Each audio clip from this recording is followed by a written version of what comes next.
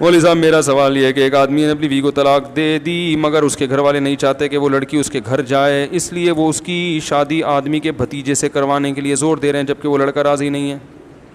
بھائی لڑکا اگر شادی نہیں کرنا چاہتا تو زبردستی کیوں کر رہے اس کی شادی؟ وہ بھی بیوی سے محبت نہیں کرے گا. مسائل.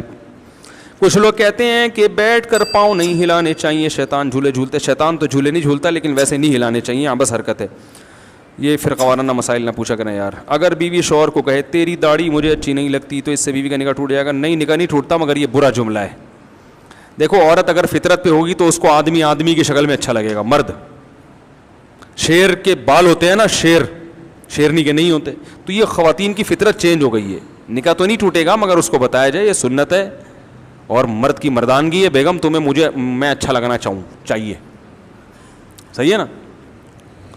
اگر بیوی شوہر کو گئے, کچھ لوگ کہتے ہیں کہ امام کو تنخواہ نہیں لینی چاہیے اور گھر پہ جا کے قرآن پڑھا کر فیس لینا جائز ہے. جائز ہے بھائی, تنخواہ لینا بھی جائز ہے. امام بھی انسان ہے, وہ کہاں سے کھائے گا؟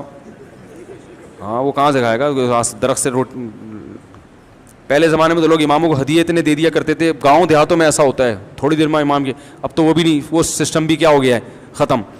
تو وہ تو بڑا مسائل کھڑے ہو جائیں گے اس کے لیے.